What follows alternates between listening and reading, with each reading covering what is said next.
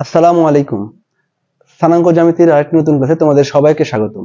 আজকে আমরা স্থানাঙ্ক জ্যামিতির এই নতুন ক্লাসটাতে জানবো ঢাল কি এবং এই জিনিসটা কিভাবে নির্ণয় করতে হয় এবং এটা আসলে কি বোঝায়। তাহলে দেখি সংজ্ঞা কি বলা হচ্ছে। সংজ্ঞায় বলা হচ্ছে কোন সরলরেখা এক্স অক্ষের সাথে যে কোণ উৎপন্ন করে তার ট্যানজেন্টকে ওই রেখার ঢাল বলা হয়। এইখানে একটা কথা আমি বলে রাখি যে এখানে যে বলা হচ্ছে এক্স অক্ষের সাথে যে কোণটা উৎপন্ন করে এই কোণটা অবশ্যই ডান দিকে অর্থাৎ ধনাত্মক দিক যেটাকে আমরা বলে রাখি সেই ধনাত্মক দিকটাকে বোঝাচ্ছে এখানে। তাহলে এক্স অক্ষের সাথে বা ধনাত্মক দিকে যে কোণটা উৎপন্ন করছে একটা সরলরেখা সেই কোণের ট্যানজেন্টকে বলা হবে ঢাল। ট্যানজেন্ট কি? ট্যানজেন্ট হচ্ছে কোন কোণ যদি উল্লেখ থাকে তার ট্যান মানে হচ্ছে থিটা যদি কোণ হয় তাহলে ট্যান থিটা। তাহলে এই ক্ষেত্রে আমরা এখানে একটা সরলরেখা এঁকে রেখেছি এবি এবং এখানে এই যে এক্স অক্ষ বা অক্ষের উপরে এই রেখাটা যখন বসেছে তখন দেখা যাচ্ছে যে এবি রেখাটা এক্স অক্ষের ধনাত্মক দিক অর্থাৎ ডান দিকের সাথে এখানে থিটা পরিমাণ কোণ উৎপন্ন করছে। যেহেতু কোণের পরিমাণ হচ্ছে থিটা তাহলে ওই রেখার ঢাল অবশ্যই হবে ট্যান থিটা। সংজ্ঞা থেকে যে সূত্রটা পেলাম সেই সূত্রটা হচ্ছে ঢাল সমান সমান ঢাল ইকুয়ালস ট্যান থিটা। এই সূত্রটা কার্যকর, তবে তোমাদের লেভেলে এসএসসি লেভেলের উচ্চতর গণিতে যে অঙ্কগুলো আছে সেখানে মূলত এই সূত্রটা খুব বেশি কাজে লাগে না, কিছু কিছু ক্ষেত্রে এমসিকিউতে কাজে লাগতে পারে। তো এই মূল যে সূত্রটা যেটা আমাদের পরীক্ষাতে সবচেয়ে বেশি অ্যাপ্লাই করতে হবে সেই সূত্রটা আসলে এরকম যে ঢাল সমান সমান হচ্ছে y2 minus y1 divided by x2 minus x1। তো আজকে আমরা জানবো যে মূলত এই সূত্রটা কিভাবে এসেছিল। তো এই জিনিসটা বোঝার জন্য আমরা এখানে দুইটা চিত্র অঙ্কন করেছি, গ্রাফ, যেখানে দুইটা ভিন্ন ভিন্ন স্টুডেন্টের স্টুডেন্টশিপের রেকর্ডটা দেখানো হচ্ছে। কিভাবে দেখানো হচ্ছে দেখো, এখানে এক্স অক্ষ বরাবর যে সংখ্যাগুলো বসানো হয়েছে এগুলো হচ্ছে সময়, যেটা বছরে উল্লেখ করা হয়েছে। সময়গুলো আছে হচ্ছে এখানে বছরে, এখানেও তাই, সময় বছর। আচ্ছা, আর ওয়াই অক্ষ বরাবর যে সংখ্যাগুলো নেওয়া হয়েছে এগুলো হচ্ছে সে কতগুলা ক্লাস পাস করছে। তাহলে এখানে ক্লাস আমি লিখে রাখি তোমাদের বোঝার সুবিধার্থে। এখানেও ওয়াই অক্ষ বরাবর এগুলো হচ্ছে ক্লাস। মূলত আমি এখানে বসাইছি সে কতগুলা ক্লাস পাস করলো। এখানে আসার মানে হচ্ছে সে 1 পাস করে গেছে, এখানে আসার মানে 2 পাস করেছে, তারপরে 3, এভাবে জিনিসগুলো চলছে। তো এই জায়গাতে যে দুইটা স্টুডেন্ট নেওয়া হয়েছে এর মধ্যে একজন দেখো 1 2 3 4 6 পর্যন্ত আছে, মানে 6 বছর টাইম নেওয়া হয়েছে এখানে। 6 বছর পর সে কিন্তু ক্লাস 6 পাস করে গেছে। সে যখন স্কুলে ভর্তি হয়েছে সেখান থেকে শুরু করে 6 বছর টাইম নিলাম, এই 6 বছরে সে ক্লাস 6 পাস করে গেছে। আর এই জায়গাতে এই স্টুডেন্টটা কি করছে, 6 বছরে সে কিন্তু মাত্র ক্লাস 3 পাস করছে। এটা কিভাবে হতে পারে?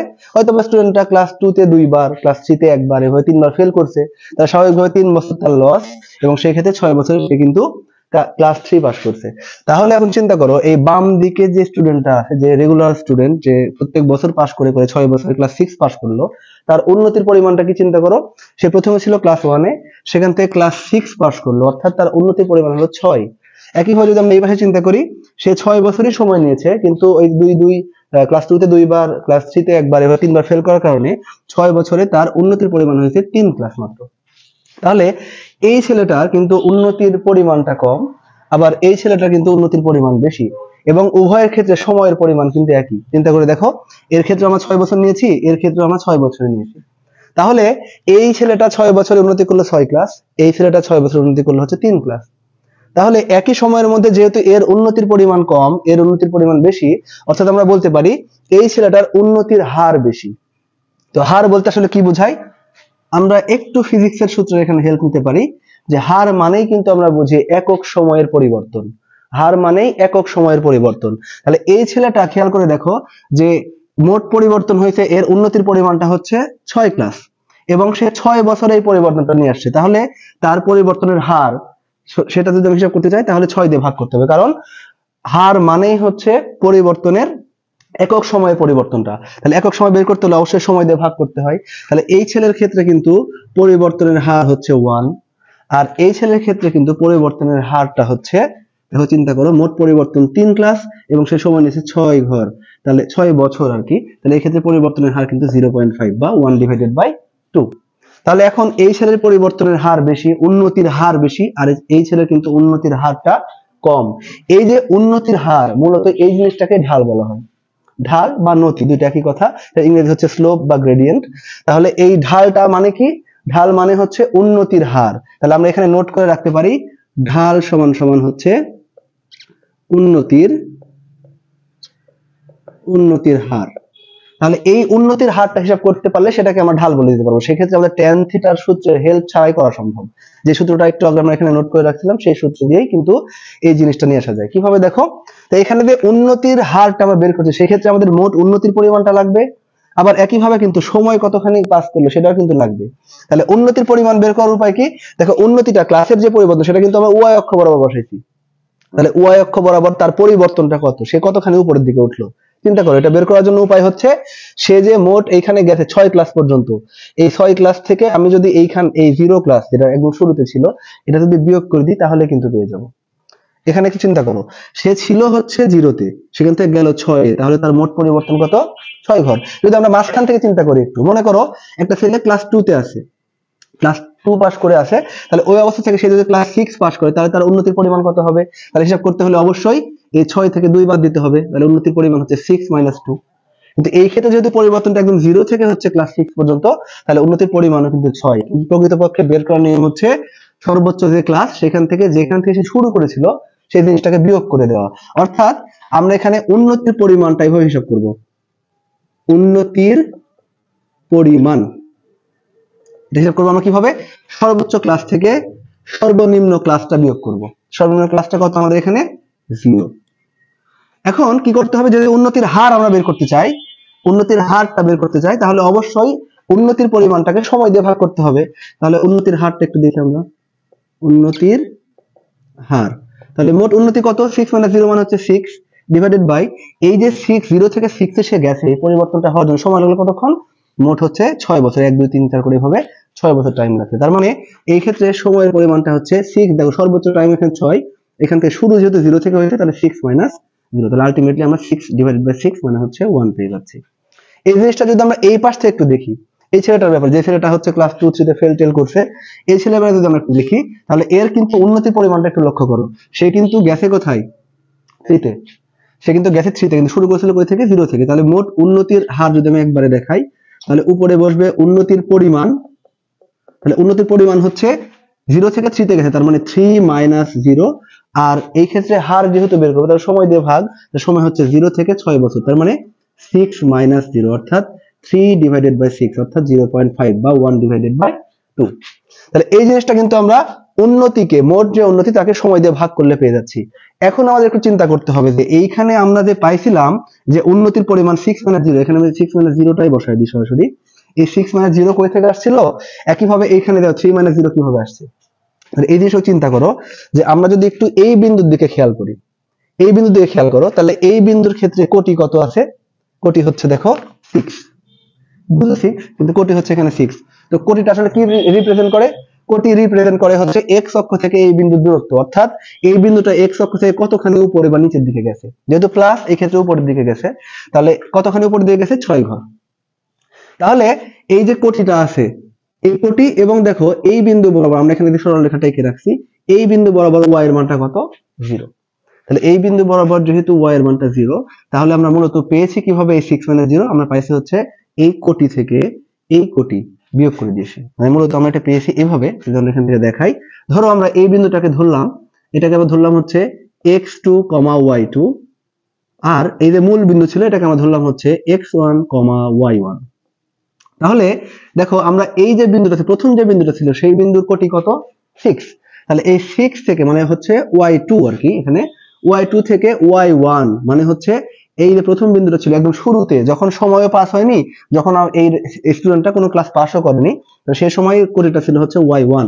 তাহলে এই যে y1 ডিভাইডেড বাই, আমরা যদি চিন্তা করি যে নিচে কি হবে তার সময়ের হার, সময় মানে হচ্ছে x অক্ষ বরাবর পরিবর্তন, যেহেতু x অক্ষ বরাবর বসানো আছে এখানে, তাহলে x অক্ষ বরাবর পরিবর্তনটা কত একটু চিন্তা করো। তাহলে x অক্ষ বরাবর পরিবর্তনটা মূলত হচ্ছে দেখো এখানকার যে ভুজটা আছে সেই ভুজ থেকে এইখানকার ভুজ অর্থাৎ x2 থেকে x1টা বিয়োগ করতে হবে, তার মানে x2 - x1। একটু লক্ষ্য করে দেখো, আমাদের সূত্রটা লিখেছিলাম তখন ঢালের, সেই সূত্রের সাথে কি মিল পাওয়া যাচ্ছে? একদম হুবহু একই। তার মানে মূলত আমরা এখানে যে এই যে দুইটা বিন্দু আমাদের দেওয়া আছে, এই দুইটা বিন্দুর শুধু স্থানাঙ্ক থেকে খুব সহজে y2 - y1 divide by x2 - x1 করে কিন্তু ঢাল বের করে ফেলতে পারি। তো আমরা কিন্তু এখানে ঢালটা বের করে রাখছি 1। তো এই জিনিসটা যদি আমরা একটা অন্য বিন্দু দিয়ে পরীক্ষা করার চেষ্টা করি তাহলে দেখি, ধরো ওই স্টুডেন্টের বেলায় আমরা 0 থেকে হিসাব করব না, কারণ একটা সরল রেখা যদি আমাদের কাছে থাকে, সেই সরল রেখা যে কোনো অংশ থেকে যদি ঢাল বের করে ঢাল একই পাওয়ার কথা। তাহলে একদিন আমরা 0 থেকে শুরু না করে ধরো ক্লাস 2 থেকে শুরু করলাম। তো ক্লাস 2 থেকে যদি শুরু করি তাহলে বিষয়টা এরকম দাঁড়াবে, এরকম, মানে এই বরাবর যদি টানি তাহলে এই বিন্দু থেকে আমি ধরো এই বিন্দু এইটুকু অংশ থেকে ঢাল বের করতে চাই। তাহলে এখন চিন্তা করো এই বিন্দু যদি আমরা বিবেচনায় নিই তাহলে সেই ক্ষেত্রে এই বিন্দুর স্থানাঙ্ক কত, দেখো এদিকে ডান দিকে 2 ঘর, উপরের দিকে গেছে হচ্ছে 2 ঘর। তাহলে এই ক্ষেত্রে আমরা পাচ্ছি হচ্ছে, ধরো আমরা এটাকে আমরা x3, y3 চিন্তা করলাম এবং এই বিন্দুর স্থানাঙ্ক পাচ্ছি 2, 2। তাহলে এই বিন্দু থেকে এই বিন্দু অথবা এই বিন্দু থেকে এই বিন্দু যদি আমরা স্থানাঙ্ক ঢাল বের করি তাহলে একই পাওয়ার কথা। তাহলে আমরা একটু পরীক্ষা করে দেখি, এখানে আমরা চেষ্টা করছি যে এইখান থেকে এইটুকু অংশ থেকে ঢাল বের করতে চাই। তাহলে এখন দেখো এই স্টুডেন্টটা কিন্তু অলরেডি ক্লাস 2 পাস করে এই জায়গাতে আছে, এই জায়গাতে অলরেডি ক্লাস 2 পাস করছে। তাহলে সেখান থেকে সে গেল কোথায়, ক্লাস 6 এ। তাহলে তার উন্নতির পরিমাণ কত চিন্তা করো, যদি তার উন্নতির পরিমাণ আমরা হিসাব করতে চাই এখানে ক্লাস 2 থেকে যদি 6 পর্যন্ত হিসাব করি তাহলে উন্নতির আমি সরাসরি হার বের করব এখানে। তাহলে উন্নতির পরিমাণটা বসবে উপরে আর নিচে বসবে সময়ের পরিবর্তনটা। তাহলে উন্নতি হয়েছে কতখানি, সে 2 থেকে 6 এ গেছে, তার মানে উন্নতির পরিমাণ হচ্ছে 6 - 2। এখন এই যে ঘটনাটা উন্নতিটা তার হলো, এই উন্নতিটা হতে তার সময় লাগলো কেমন চিন্তা করো, এই বিন্দুর স্থানাঙ্ক যেহেতু 2, 2, তার মানে এই বরাবর যদি আমরা টানি এটা কিন্তু একদম 2 তে এসে ছেদ করবে, অর্থাৎ তার সময়টা কাউন্ট করতে হবে 2 থেকে 6 পর্যন্ত। তাহলে এই ঘটনাটা ঘটতে ওর কিন্তু সময় লাগছে কত, মানে এই যে এই বিন্দুটা আমাদের কাছে আছে, ধরো আমি ধরার জন্য নামকরণ করলাম এটা পি, তাহলে পি থেকে এ তে যেতে ওর কিন্তু সময় লাগছে 2 থেকে 6 এই সময়টা। তাহলে এই ক্ষেত্রে সময়ের পরিবর্তনটা কত হয়েছে, দেখো সর্বোচ্চ সময় হচ্ছে 6 এবং শুরুটা যেখানে ছিল সেই শুরুর সময়টা ছিল হচ্ছে 2 বছর, মানে 6 - 2 করলে আমরা কিন্তু সময়ের পরিবর্তন পেয়ে যাচ্ছি।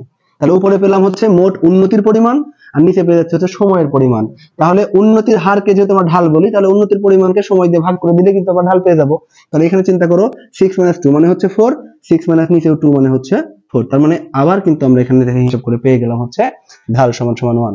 অর্থাৎ একটা রেখার যে কোনো দুইটা বিন্দু থেকে যদি আমরা ঢাল বের করতে চাই তাহলে খুব সহজেই এই সূত্র দিয়ে, যেটা আমরা একটু আগেও লিখছি দুইবার, যে y2 - y1, অর্থাৎ এটাকে আমরা বলতে পারি কোটি দ্বয়ের অন্তর ডিভাইড বাই x2 - x1, অর্থাৎ ভুজ দ্বয়ের অন্তর। এই সূত্র দিয়ে খুব সহজে ঢাল বের করে দিতে পারবো। আর একটা কথা এখানে বলে রাখি, সেটা হচ্ছে ঢালকে m দিয়ে প্রকাশ করা হয়, অর্থাৎ আমরা এই জায়গাতে ইচ্ছা করলে লিখে রাখতে পারি তোমাদের বোঝার সুবিধার্থে, ঢাল, m দিয়ে ঢালটাকে প্রকাশ করা হয়। তাহলে ঢালের আমরা দুটো সূত্র পেলাম, একটা হচ্ছে y2 - y1 divide by x2 - x1, এটা তোমাদের অঙ্কের মধ্যে প্রচুর পরিমাণে ব্যবহার করতে হবে। আর আরেকটা আছে ঢাল m সমান সমান হচ্ছে tan থিটা, যেটা তোমাদের ব্যবহার কম, তবে সংজ্ঞার মধ্যে যেহেতু এই জিনিসটা বলা আছে এটা আমাদের কিন্তু মনে রাখতে হবে এবং খেয়াল রাখতে হবে যে থিটাটা আছে সেই থিটাটা অবশ্যই x অক্ষের সাথে ধনাত্মক দিকে, অর্থাৎ ডান দিকে যে কোণটা উৎপন্ন করবে সেই কোণ দিয়ে কিন্তু হিসাব নিকাশ আমাদের করতে হবে। আশা করছি বুঝতে পারছো ঢাল কি এবং এটা কিভাবে কাজ করে এবং কিভাবে সূত্রটা আসছে। এই ধরনের আরো ভিডিও পেতে আমাদের পেজ এবং চ্যানেলে ফলো এবং সাবস্ক্রাইব করে কানেক্টেড থাকো।